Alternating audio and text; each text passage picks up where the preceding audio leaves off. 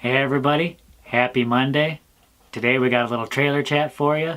We'll be talking about the composting toilet. So stick with us after the break and we'll have a little chat.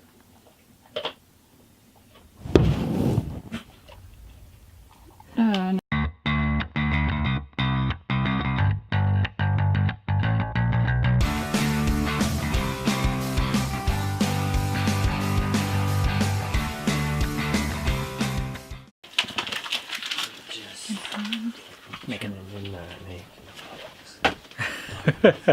Don't worry, we'll wait for you. Alright, we're good. How's it going, everyone? You're watching the Green Dream Project. Jim here. And Jessica. We're inside because it's raining out there. Getting a crazy amount of rain. Just started pouring all of a sudden. So that means it's time for trailer chat. I'm still trying to sell you on the idea. I think it's good.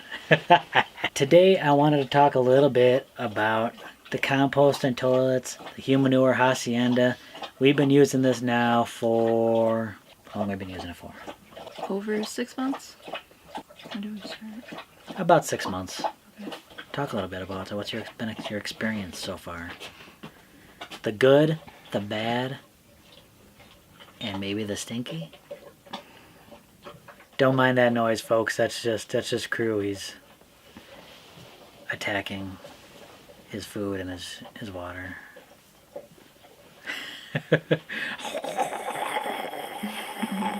How have you been feeling about using the compost toilets? Like, how's your experience been with it? And no sugarcoating it. Tell people what it's been like for half a year using this composting toilets. I don't mind it. It was weird at first using a toilet that doesn't flush. It made me feel like, oh, something's missing here. So, Like an integral part of the toilet system, like you're looking to push something, or... It's great that it doesn't use that water. And it's not really stinky, except sometimes after you use it, using that cover material, we use pine shavings. I think it's done a pretty good job. Yeah, because we initially started off with the sawdust, and that covered everything really well. But I feel it didn't quite take care of all the odors quite as well as the pine shavings does.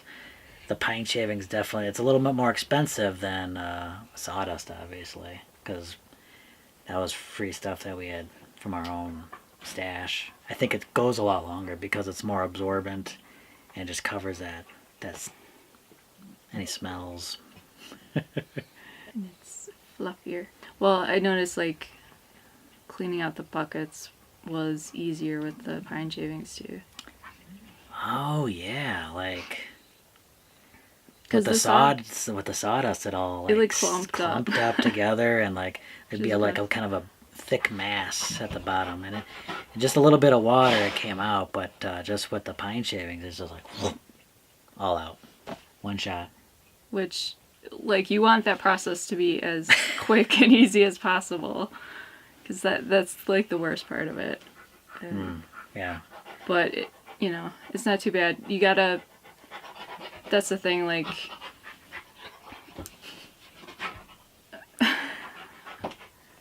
Never mind us, folks. Crew's freaking out over here. What is he doing? He's happy. He's so excited. He's been outside He's licking his crotch. for...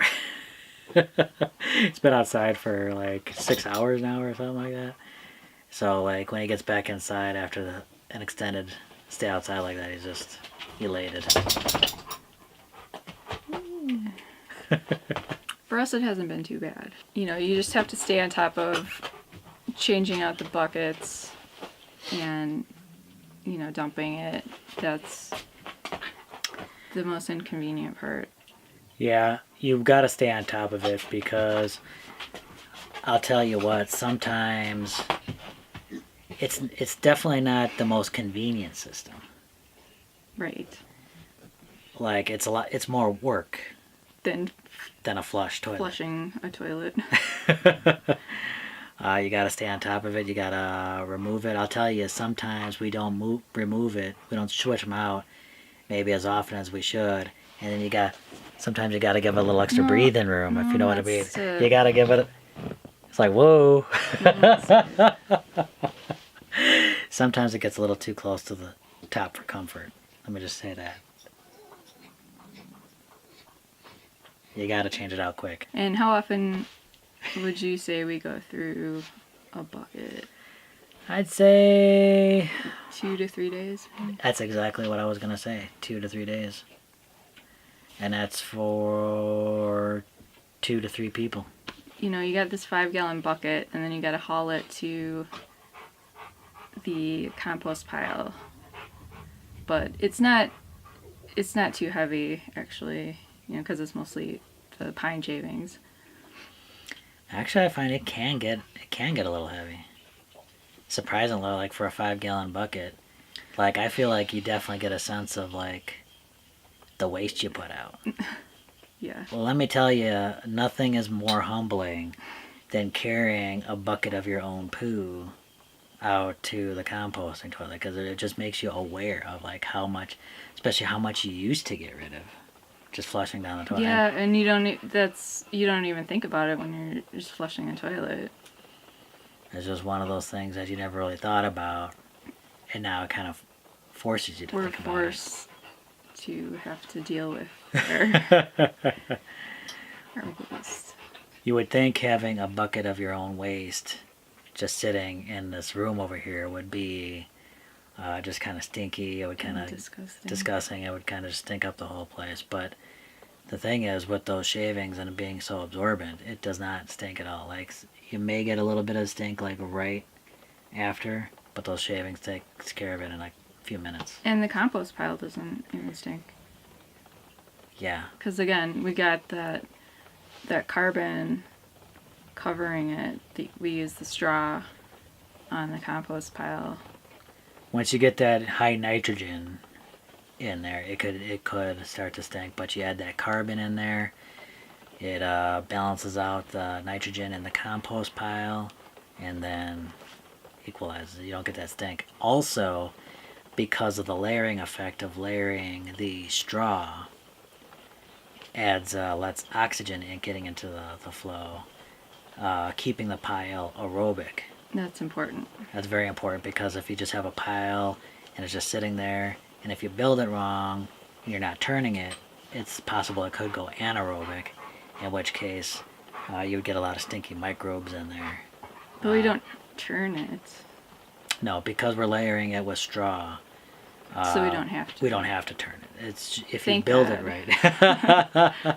If you build it right with the straw and you're layering it, luckily you shouldn't need to turn the pile, and it stays aerobic. And we have numerous buckets that we've been using for the composting system, but lately we've been really good at just getting it out there, getting it turned, so we've just been like rotating like a couple of buckets. Yeah, and I mean, it's not difficult to do. It takes a few minutes. So, Takes a few I minutes. mean, I prefer that to like letting buckets pile up and having to deal Oh with no, absolutely. Then you don't have to get rid of a bunch of them at the same time. I tell you, it's definitely changed my perspective using that system, because now it's gonna be weird. I'm gonna come right out and say weird, but it's changed my perspective on that. I feel like I'm contributing to something every time I go, and I feel a sense of loss if I'm out and about and I have to use facilities elsewhere. I'm like, oh, no, my poo. it's all going to waste. I don't know. I feel no loss. You feel no sense of loss? Do you think that it's good being more mindful of that? That's been a good thing.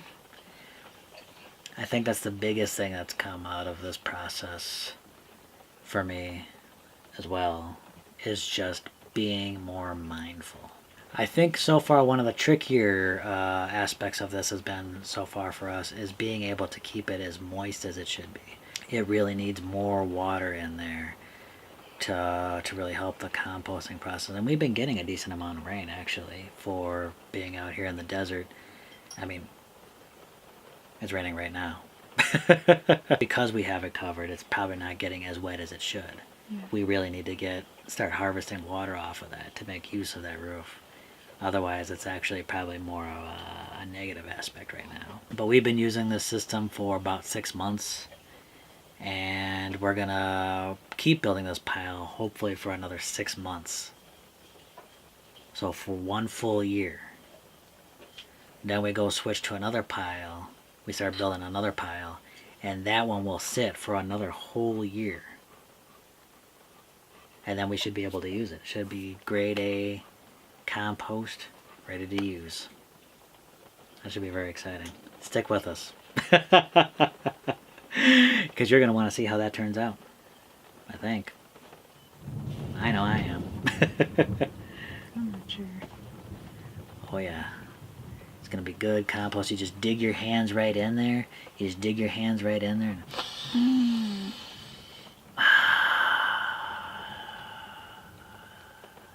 sweet smell of growing compost right there. This guy's getting grossed out. Pete's getting grossed out over here. He's like, you're crazy. Alright, everyone. Thanks for joining us for another Trailer Chat edition. Please give this video a thumbs up. We appreciate it. Definitely subscribe. Subscribe because you're going to want to see how that compost turns out, right?